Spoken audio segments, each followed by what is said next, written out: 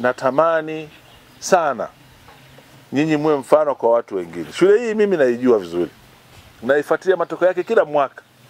Kuna mwaka ilipata awani ya 7, nilifurahi sana.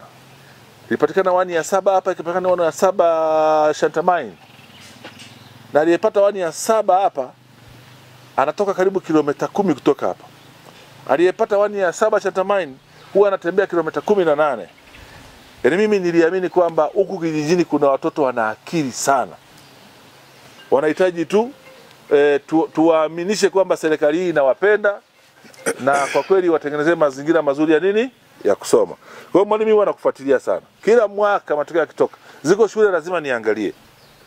Nawapongeza sana, na wewe pamoja na walimu, na niwapongeze pia wanafunzi, kwa sababu unaweza kuwa na walimu wazuri sana ukawa na wanafunzi hawataki shule, utachapa watu mpaka ukome wapi.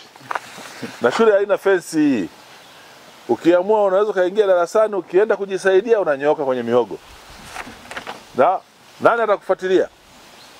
Zero ya kwako, sana sana na mama na baba nyumbani watakaosikitika. Lakini nawapongeza nyinyi pia kwa kukubali kwamba kumbe elimu ni kwa faida yenu. Tuna shule 3 pale mjini zimefanya matokeo mabaya sana. Zinakaa kwenye umeme, watoto wanakaa mita 500 kutoka shule, zina walimu wote wazuri. Yaani hamna uhaba wa walimu, hawana uhaba wa nyumba, wana maji, wana umeme, zero. Aibu kubwa. Yaani kwanza mimi ukinikabidhi shule kama hiyo, nikiferisha hivyo, naomba mimi mwenyewe kujiuzuru tu na waachie walimu wengine waendelee. Kwa sababu watoto wengi ni wanaoenda kwenye shule za serikali kwenye first choice ni wale genius. Si mnajua hiyo? Hivi mnajua serikali huwa inachukua watoto wenye akili sana kwenye shule zake? Yaani hao watoto wasikia wanachaguliwa chaguo la kwanza kwenda kwenye shule za serikali ni wale wenye akili sana.